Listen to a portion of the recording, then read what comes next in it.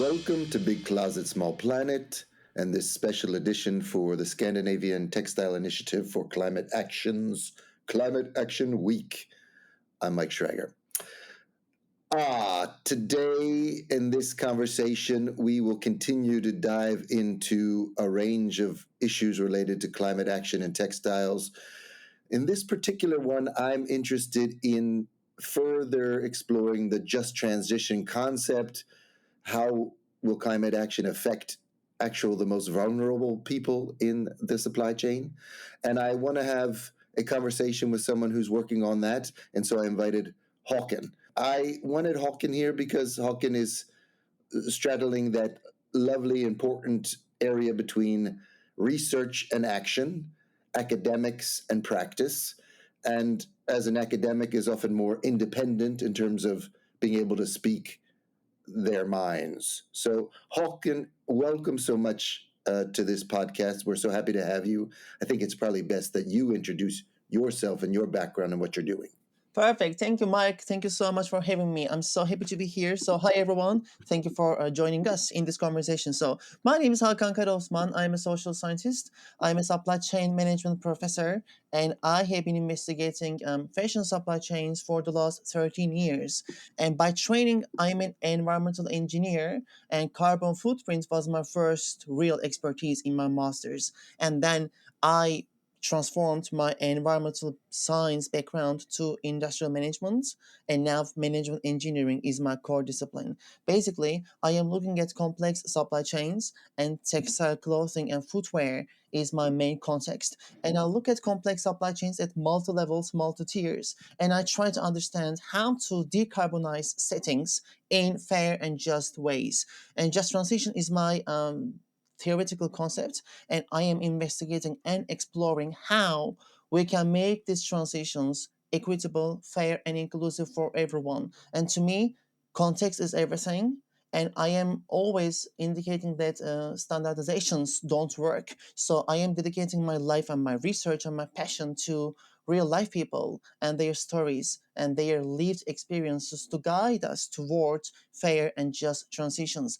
At the moment, I am at Cardiff Business School in Wales, but at the same time, I'm a visiting professor at Politecnico di Milano. So I conduct research, and I bring my research to policymakers and also to practice and industry people, just to make sure they understand that this is essentially a leadership crisis, and we need to understand how these intertwined issues must be resolved with the people, with them, not at the expense of them. So that's my story. I'm breathing easy now because I was thinking, oh, great, that's great. Hakan is the right person. Standards don't work. Standardization doesn't work. That was a very strong comment. I want to make sure we get back to that, and we will. Okay, so given all your background, tell me, you've written a lot about socially fair, some call it decarbonization or climate action, and that's important, the language we use. Tell us more. Like, what would a socially fair decarbonization or socially fair carbon action entail? Sure. Is that the same as a just transition, or is that different in your mind? It is essentially, I would say, the same philosophy, and I will go deeper. So, here also I want to acknowledge a wonderful person, Professor Donna Marshall from University College Dublin, with whom I have been investigating just transition for the last 6 years, and how our project Fresh Fashion's Responsible Supply Chain Hub started. 6 years ago, we were discussing and brainstorming, and we asked this question to ourselves: where are the workers? Because fashion industry, essentially fashion brands, have climate goals and climate objectives, but we are all talking about long-term goals around net zero. Our question was, where are the workers? Because my mother was a garment worker, and I know this industry quite well, and fashion is one of the few industries that is labor intensive, and we are talking about millions of workers, but oftentimes this industry is characterized by power imbalance. Big brands, powerful player, which is actually driven by profit maximization, they have the financial capital. But the problem is supply chain stakeholders, lower tiers, farmers, workers, they don't have financial means and they don't have the power. So this has always been my background. Where are the workers and how can we make fashion supply chains more equitable and more, I will say, inclusive. And this decarbonization conversations, net zero, started some years ago, but almost no one was looking into living conditions, fairness, inclusion, and justice. And we wanted to really provoke the industry, and we asked this question: where are the workers? And we went to the European Union to ask for a grant, and we won the Marie Curie Fellowship Award. And European Union actually supported our research, and they gave us this wonderful fund with which we have been investigating multiple supply chains for the last 5 years. So technically, decarbonization is important because we need to understand one thing: supply chains are at the heart of this crisis. We are talking about ecological collapse, we are talking about social political tensions, but supply chains are at the heart of all these intertwined crises. And supply chain carbon emissions, on average, constitute 86% of all company emissions. So, of course, supply chains must be decarbonized. But the problem is, this responsibility shouldn't be borne by the suppliers, especially around economic incentives and money, because things cost money and suppliers need to invest. However, this conversation must be held inclusively with the brands, with the suppliers, and we need to understand one thing. Still, we are not considering that supply chains are social ecological systems.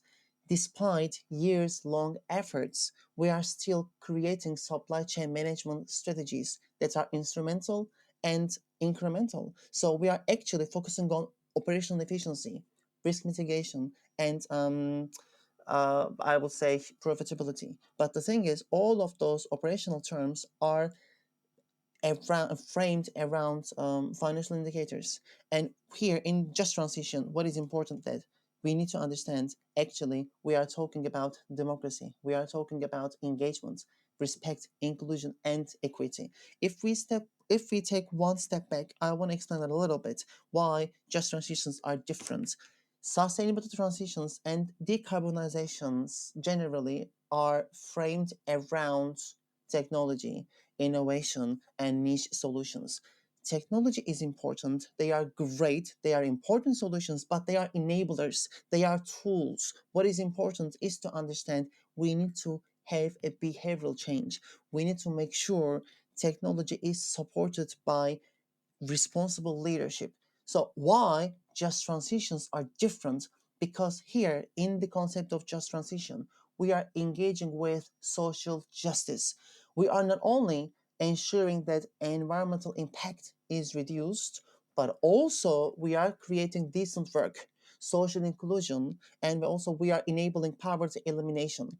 All of these issues are long term, quite complex, and context specific, for which we need engagement and we need inclusion in these transitions. Okay, let me jump in there. I'm following you. I think you reframed it to say, as I understand it, the difference between decarbonization and just transition is that it's a whole much bigger approach towards making sure that people in the supply chain, people affected by the industry, also have their rights, have democracy, democratic process involved, that they are understand the power differentials. That I guess the point that you're trying to make, and you will continue to make as we talk here, is that the just transition concept is much bigger than just technically decarbonizing the industry. Do I understand that right? Absolutely, because decarbonization is time sensitive and it is actually quite short term oriented. But everything we do around technological innovations, everything we do around like mitigations, adaptation, they create long term societal consequences. And here we are facing intergenerational social issues. That's why just transition is important to understand, because just transition is a holistic and long term concept. We are talking about the unknown and we are talking about the unintentional consequences. That's why it is difficult, because we need to make sure what we are doing today will create long term consequences and implications, and we need to make sure those implications and unintentional paradoxical tensions will be eliminated at the beginning of time, for which We are involving stakeholders that will be impacted by all those decisions because at one point in time, stakeholders will pay the price. But we don't bring those stakeholders' voices to the decision making at the beginning of these transitions. Okay. So I hear that this in some ways these conversations we've been having, haven't we, in the industry in other contexts, right? In terms of workers' voices, worker representation, social protection, power imbalances. And in some ways, these are the same issues, but maybe with a slight unique spin when it comes to climate action and decarbonization. Is that what you're saying? I mean, it sounds like we've been here before. These are the same things that we critique the industry for already, don't we? But the problem is, so far, industry has never been inclusive. So Mm. those conversations have never been, and I'm actually using a very decisive language here.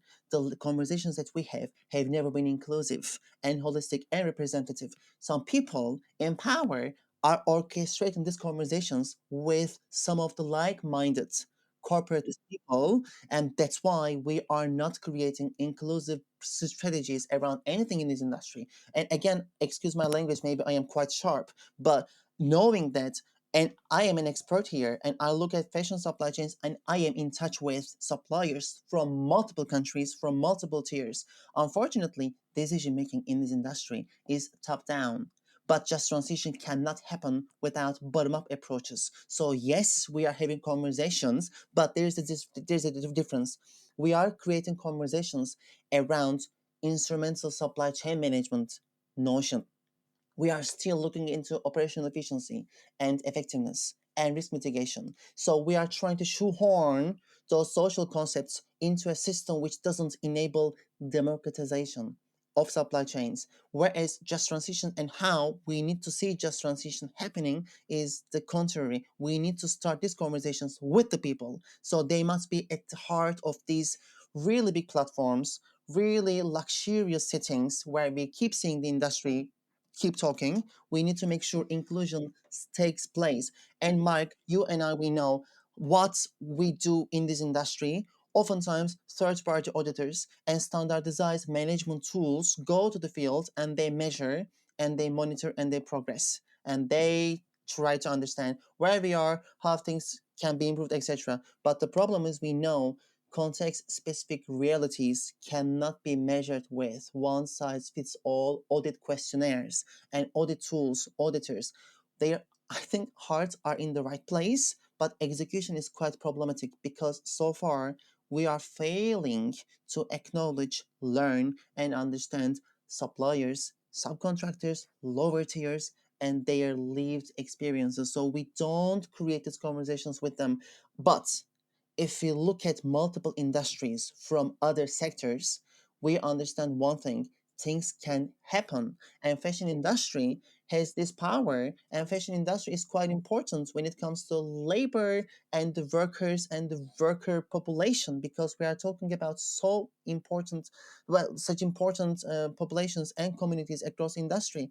The problem is, so far, fashion industry has seen workers as a commodity, and this is the problematic approach. We need to make sure we are seeing them as partners. So then these conversations can become more inclusive and more, I would say, plural. And this is why democracy is quite important in fashion settings.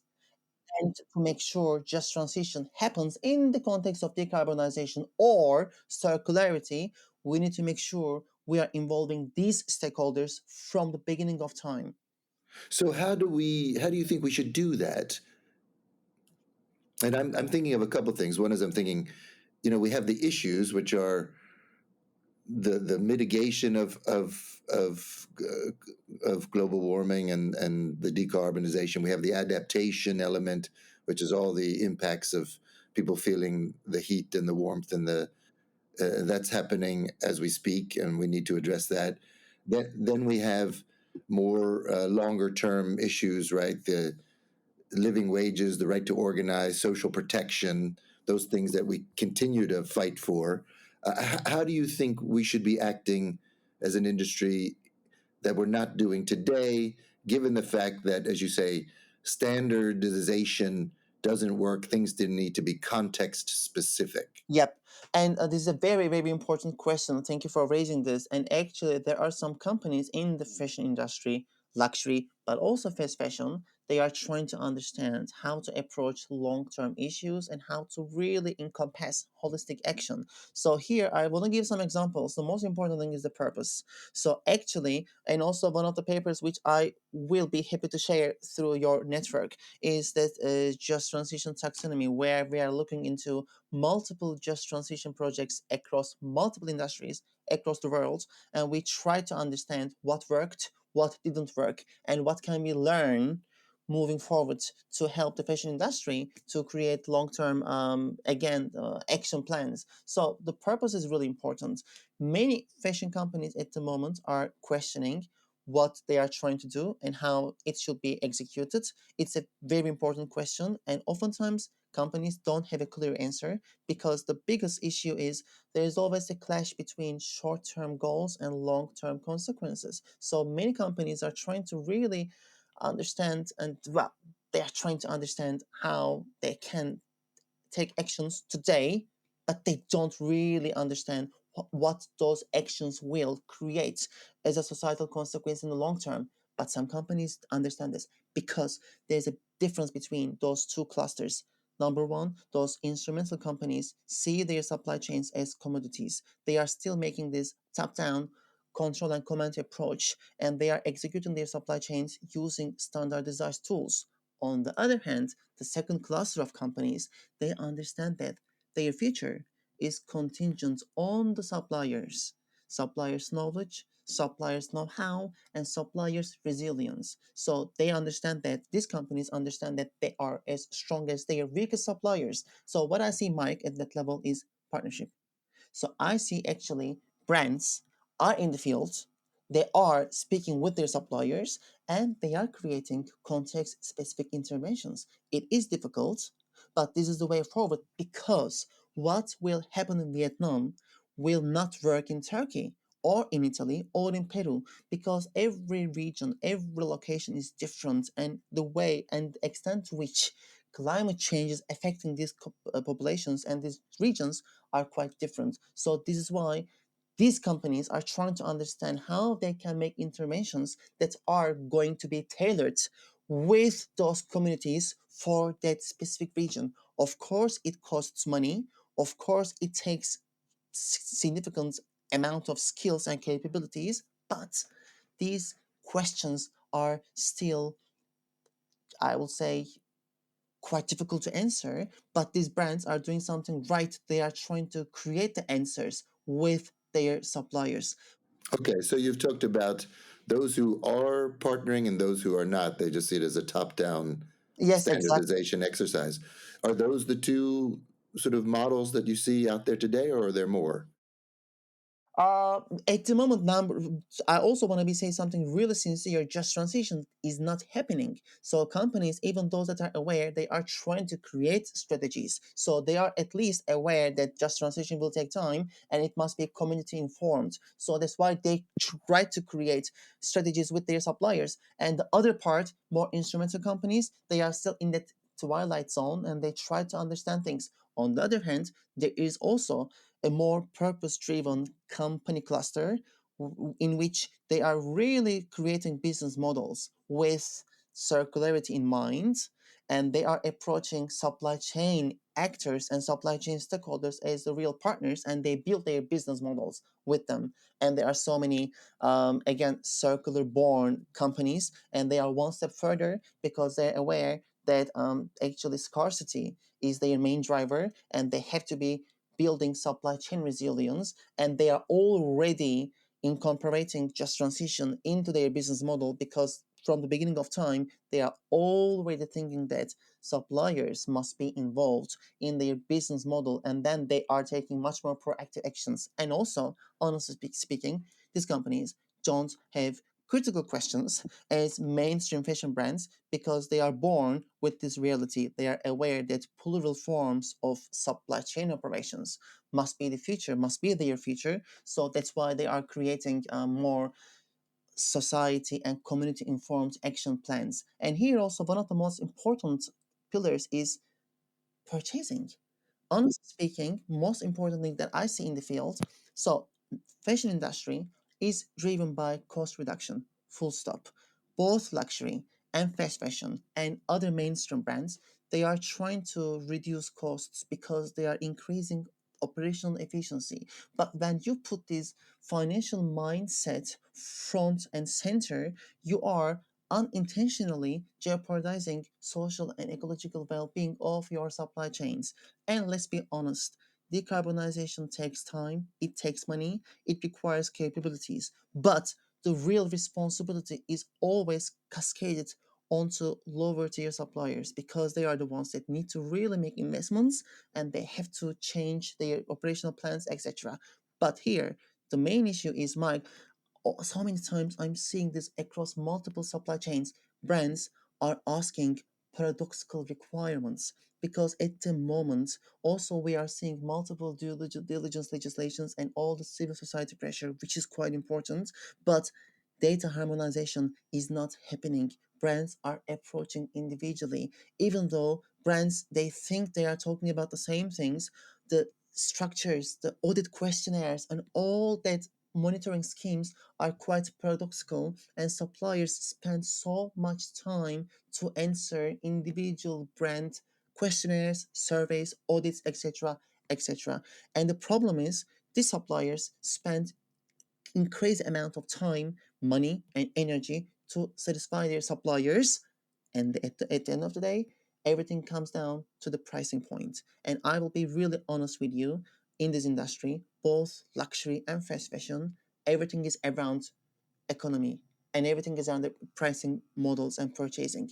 What I am seeing as the main difference between some brands is some companies are giving substantial financial support around sustainable orders, around premium pricing. So they really support their suppliers financially. And also, when we talk about decarbonization, it is not rocket science. Actually, decarbonizing supplier facilities is not so difficult, especially tier one, where cut and solve operations happen. It is mostly labor intensive, and actions are quite easy to take. But the problem is suppliers don't have the financial and also don't have the, I will say, emotional means to go through these issues and these transitions. Because imagine a conversation in which only one party is just imposing requirements, standards, questions, and all these requirements. And the supplier is not able to voice their concerns. And this is the main issue that I am trying to underline. We need to create dialogues. And social dialogues are so important and so beautiful because you learn from different partners and different parties. And then that political conversation create actions and beautiful outcomes that will work for everyone in this industry. Now some companies are realizing this, and I appreciate that some also fast fashion companies are trying to create multi-stakeholder social dialogues in certain regions, and this is the way forward. I'm hopeful, I'm optimistic, but it's just like we cannot hijack the concept of just transition for short-term gains, and we cannot really, I will say, frame outcomes in economic terms. Outcomes must be framed around social justice and fairness, and then it is going to be somehow empowered by multi-level stakeholder informed action plans and inclusive social dialogues. Okay, let me then, because that's a lot of stuff, which is brilliant. Um, we have a couple of things here. You talked about some archetypes or sort of clusters of companies you've researched that are doing certain things. One is top down, one is partnership. You then seem to imply that there's even those going beyond and developing business models together. And it seems like you think that's even sort of more in line of where things need to go. You've also talked about suppliers and workers, and we should talk about that because I don't necessarily see them always as the same thing. Um, and then you mentioned social dialogue and as a tool, and you mentioned measuring a just transition can't be measured based on obviously, financial values. It needs to be measured based on social justice and democracy. So you've mentioned all of those things, and you're saying just transition is not happening, has to be context specific. Are we? Can we talk about specific things? Like on one hand, you have the purchasing practices that enable or not enable a partner factory or company to get the profits they need to do the investments they need to live up to these expectations. You have the heat happening in the factories, and that many companies are not financing adaptation. You have what happens outside the factories in the communities around the textile industry in different parts of the world who are, getting affected directly by water shortages and heat and such and such. Are there specific things you think a company, broader, sort of more than just generally there's a principle, but what should we be addressing specifically, do you think? It's a great question. Thank you, Mark, for raising this because actually I'm engaging with multiple brands, and when they have questions around just transition, and we create conversations and I try to answer this question, but oftentimes I am somehow ignored because they don't like the answers that they are receiving. The thing is, you are spot on. Every region, every supply chain level has a different problem. Heat, water shortages, the lack of freedom. So there are so many issues that we have to be unpacking. So that's why transition projects again must be context specific, but we need to create these questions with the communities. Also, when we talk about fashion supply chains, oftentimes we only consider garment workers, which is fundamental. People like my mother, these workers are wonderful, but also we have footwear suppliers, we have lower tier suppliers, we have the farmers. So all supply chain stakeholders somehow must be protected, which makes things more complicated because then we talk about more actors and more levels and more tiers. But here, what I will say, when we look at the concept of just transition, one thing really stood out to me when I looked into different sectors and different industries. So even though the main question was different, all of them succeeded because of one common tenet: social dialogue and conversations. So they were really engaging with their stakeholders from the early stages, and they were trying to understand what they were their problems, what issues they were facing, and what they were trying to achieve, and how they think they will be affected by the questions that brands were asking. And here, make no mistake, what we are asking at the brand level is quite sophisticated.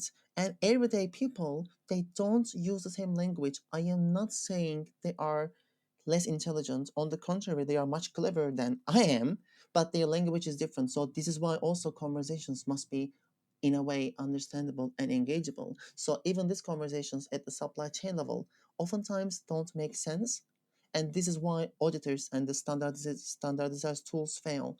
We don't use their daily language. We need to understand what they understand from just transition or decarbonization. So oftentimes, Mike, we frame these conversations on top at this quite high level, but then we try to shoehorn these constructs, these conversations into an everyday people, everyday person's life and their reality, and it doesn't work. We need to understand how they use terms, what they do, and what can be learned from them.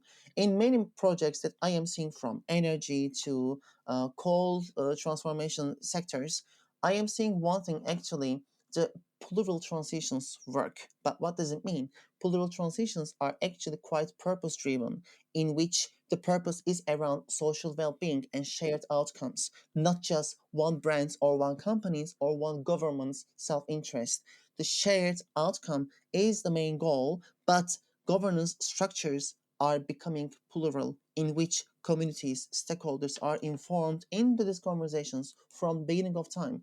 And here, what is so interesting to me, women, especially in many successful just transition projects, women were the main front runners when it comes to social innovation because women have ideas. And in this industry, in the fashion context, we are talking about a really women-led, women-dominated supply chain settings. So let's learn from them. Let's try to understand what they know, what they can do, and what they think should happen. So these conversations actually quite successfully happened across multiple countries, across multiple industries, and fashion has this huge potential. I'm only inviting fashion brands to really start engaging with their suppliers to learn, number one, what issues they are facing, number two, what they need, and number three, how they can be empowered so that they can act upon the solution. Suppliers are ready and they have ideas. And I am engaging at the moment with India, um, to a certain extent China, Turkey, and Italy. And in those four vertical supply chain sitting countries, suppliers are ready and they are eager to decarbonize, they are eager to help the industry to move forward. The only issue is this bottom up knowledge and bottom up ideas, or let's say community informed action plans are not acknowledged as much as they should be. And I'm inviting fashion brands to really start creating context specific dialogues with also unions, environmental activists, and everyone else, just to make sure we all understand one thing. And Mike, I'm talking a lot, but also there's one tension which I need to understand, which I need to underline. When we talk about just transition is all about paradoxical issues. On one hand, we talk about social justice, but on the other hand, we talk about ecological well-being. But oftentimes, also there are trade-offs and tensions between social and environmental issues. Because for environmental issues, we need urgent, time-sensitive action, but social issues are long-term. And oftentimes, social activists try to improve working conditions, health, and safety in the status quo, whereas environmental activists try to transform the setting to make sure we will create something completely new, just to make sure we are tackling climate action around global warming. So these two different viewpoints create unintentional clashes, and oftentimes civil society organizations, activists, unions, with all good intentions, they don't how can I say, they don't use the act of empathy and they don't try to other viewpoint, and this is quite dangerous and this is quite critical. And oftentimes some governments and some industry leaders, they enter and they penetrate from this tension and they go deeper for their own self-interest, and this is quite dangerous. That's why we need to make sure those secondary stakeholders are also involved and different viewpoints are considered, elaborated with further interpretations, so then we can create something plural, holistic, difficult, and yet people oriented. So let me ask you about this, because often we talk about the process of social dialogue involving different stakeholders, especially those with traditionally uh, less power and less voices. The idea that you involve people doesn't necessarily, in my experience, lead to a good outcome, right? People can say, we've heard them, we understand what the problems are, but we don't agree, or we can't pay for it, or we have urgent problems about just sort of meeting our financial targets, right? So process and dialogue in and of itself doesn't necessarily lead to a good outcome, does it? And before you jump in there, um, it sort of, maybe it's necessary but not sufficient, maybe is the way I would imagine it. Uh, but then you do have these concrete, if I'm being cynical, sort of realities, which is you have these brands, depending on who they are and how much power they have, or buyers saying, we need two things at once. We need to hit our sort of price points, as you said, in order to deliver the profit margins that our shareholders and owners say we want, and that's sort of non-negotiable. And then on the other hand, some of the more progressive ones say, but we also, of course, want to make sure we do this in a sustainable way, or decarbonize, or do it in a social justice way. But often those second things, are nice to haves, but the first thing is what they have to have. So then we come into, well, who pays, and some advocates have said, yeah, well, it's still the buyers, many of these international buyers, the big brands, who have the muscle, because they're determining the type of conversation, and so they have to act, even though there's governments and unions and activists and worker representatives and factory owners, but the buyers often are in the most sort of strategically influential position. But are they? And, you know, how do we get these other actors to be involved? I mean, obviously, there's an issue of who's making the money and who's paying, but where do we what should we expect from governments and from other actors to enforce all of this stuff? Well, it's a very important mechanism because everyone is equally responsible. So yes, we talk about the brands because still we these conversations are framed around economic outcomes. So that's why brands are the most influential and financially powerful actors. But the governments, civil society, we are all in this together. So it is a joint responsibility. However, there is one thing that I want to highlight and accentuate. The brands don't understand one thing, and oftentimes fast fashion brands are in this cluster. They are approaching their suppliers as commodities without emotional attachment, and they are so locate. I am not talking about geographical detachments, but I'm talking about emotional detachments. So they are not creating this symbiosis in which respect, kindness, and empathy are the building blocks, and suppliers feel so abandoned because suppliers, especially workers, are realizing that they are treated as commodities. And honestly, Mike, can I tell you one thing? The most important resource that many suppliers are asking are emotional empathy, even not money. Of course, money is important, but we are not involving still these suppliers as human beings. We are approaching them as like machines, but supply chains constitute people. How can we form these conversations and social dialogue mechanisms? You say something really important. Oftentimes, these conversations don't lead to outcomes exactly because the reason is what is the outcome? It is quite important to understand we talk about the same thing.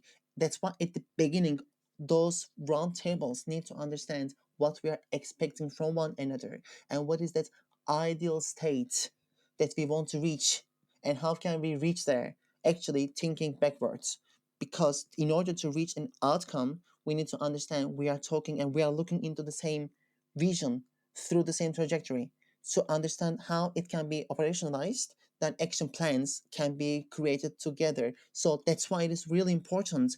What is the outcome? What is that ideal state? Reducing emissions 30%. Oftentimes, suppliers are aware those targets don't make sense because one brand is asking that requirement, but the same brand is asking a design requirement that would force a supplier to use 3 times more water. Or the same thing around operational efficiency and lead time pressure. They are saying no to overtime work, but they are using a very unstable planning around their supply chain orders, and then the suppliers end up working overtime, and then they go to subcontractors, and then we are aware hidden subcontractors exist because supply chain purchasing practices are quite problematic. So to create those outcome oriented conversations we need to actually number one understand the underlying business conditions, and then we need to really understand how we can act upon some of those paradoxical basic issues around supply chain planning and supply chain management, and then we can bring ecological mindset at the core of these conversations. And also here, three main principles that I want everyone to understand. Just transitions are quite important and they are context specific, but it is all about relations. And relations must be, I would say, empathy based, and they must be based on a dialogue. So people need to listen rather than imposing requirements. So the first part, interactional justice, is all about interactions between the people and between different actors in the chain. What am I saying? And how it is different. So I have a perception of what you understand of what I'm saying, but at the same time, to what extent you understand what I think you understand. So that lack of understanding is quite important, but it happens all the time. So we need to make sure we don't have any misunderstandings or misinterpretations. The second component is procedures and decision making. We must create inclusive decisions with their supply chain with the supply chains because again, most of those goals don't make sense and they are all top down. So CEOs or top management make those goals, and also market drivers are quite important. And fashion companies mimic one another, and then they go and they join themselves in these beautiful platforms, etc. But oftentimes the suppliers' perceptions and ideas around what goals must be set are not perceived or acknowledged. So the second part is procedures must be quite inclusive with the supply chain members. And the third part is distribution of risks and benefits. We need to make sure we support everyone in the chain. And here I want everyone to understand. Oftentimes, suppliers will be even happy to hear the question, how are you? Rather than what do you need. So even the basic human function is quite important because suppliers don't have this interaction with the brands. So let's bring the concept of being a human being to these conversations, and then things will be much easier. And honestly speaking, fashion is not a quite energy intensive industry. This is labor intensive. And many other industries are moving mountains when it comes to decarbonization. So to me, the basic setting of fashion is quite interesting to challenge because we are in this labor intensive landscape, but we just don't listen to the people. And then if we do, things will be easy because again, people might have solutions and they will have ideas and they will have the solutions. We just need to listen to them. You have a perfect point. This is complicated because again, each region, each area has a different problem because of climate change, because of heat and everything. But also, this is the beauty of it, diversity and the plural nature of solutions. One thing that I also wanted to underline now, actually, I am remembering this. Suppliers were asking me, some of the suppliers are creating region specific solutions around a certain problem, around water or chemicals, but also they don't have any medium or any platform to showcase those innovations because brands are asking them to answer the questionnaires and auditors go, they check things, but that richness of tacit knowledge, know-how, and local innovation becomes somehow unacknowledged. So that's why also suppliers always ask me how they can be heard by a much bigger audience. This is why I am inviting all those fancy the summit organizers to organize, please, supplier-led conversations, worker-led summits. It is time for us to actually bring those voices to the spotlight to understand how a certain region deals with water, how a certain region deals with heat intensity. So those solutions actually exist at the individual level. We just need to cascade them up. So that is something that I've started to hear more and more, is that even though, again, in my experience from the labor side and the workers' rights side, we've been having these conversations more broadly. We're seeing in the context of climate action that we don't see the suppliers leading the conversations in the forums, obviously, that are often brand led forums. We don't see workers leading the conversations, as far as I know, right? It's always driven by the buyers and the buyer forums kind of thing. At least that's how I perceive it, and you seem to be agreeing with me there. So this sort of paradigm shift, you think, is very essential. And then you've talked about also this human element, which you think has been lacking, maybe simply because in the end, lots of these industry actors are so focused on their profits, right? It's sort of the DNA of a commercial company. They optimize, and everyone else and their sort of human needs falls by the wayside. Um, I guess maybe that's the most cynical view of it. Um, so you have that issue, and so somehow we need a paradigm shift. But ultimately, if again, I hate to be the cynical guy here, but you're sort of, if people are still driven in a dynamic which is about profit making and maximizing profits, um, and even though sort of as individuals in companies or owners, you have the right values, but you're ultimately judging your success by the profits you're making. Um, can we rely on sort of voluntary social dialogue to solve this, or aren't we still back to the same thing that we've always been back to? We need to legislate. We need teeth in CS triple D and CSRD and these sorts of things to ensure that those companies who aren't progressive are actually doing what they should be doing. Or do you think that's a faulty way of thinking about it as well? No, I agree. We need legislations for sure. We need supply chain due diligence, but at the same time, legislations don't show us how to do those things. Legislations are actually bringing some thresholds and frameworks to respond to. The thing is, we need to move beyond legislations. And here, in fairness, I want to acknowledge one thing. Most of these issues are actually quite broad and holistic. It is beyond one company's operational boundaries. So we talk about really multifaceted global grand challenges, and one company cannot tackle these issues by themselves. But the thing is, that's why we need to create multi stakeholder collaborations to make sure we are acting upon the same solution because the world is on fire. All the natural resources that we are actually depending on will be at the risk of extinction, and the labor and human resources will be completely gone. If you look at the fashion industry, I will tell you one thing: at no tier, at no level, I am seeing an engaged and excited labor force, especially young generations. They don't want to work in the fashion industry. So we failed the workers.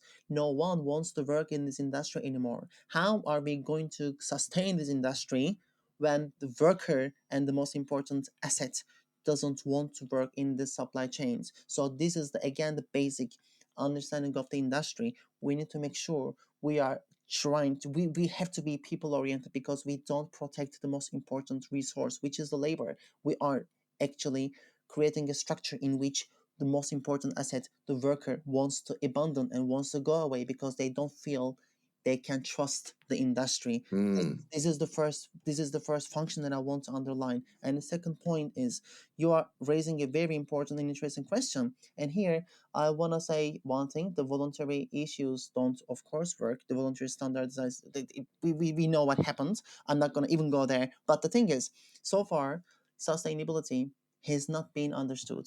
And I have to be honest here: we have reduced sustainability to a risk management and accounting tool. Even the triple bottom line concept is not conceptualized in its real vision. So we even somehow betrayed the concept of sustainability. Profit maximization is okay. Everyone needs to maximize their profit, I understand. But the thing is, at what expense is the question. No one, even if we look at the post growth paradigm, post growth is an umbrella term under which we have so many different approaches. And the idea is how you can empower social well being and how you can preserve ecological resources with your profit. This is the main question. So we need to make sure we are creating profit not at the expense of other resources, but in this harmony in which our profit is going to help all of us to preserve and sustain these resources, starting with labor and ecological resources. Actually, this is the basic paradigm that we have to be understanding.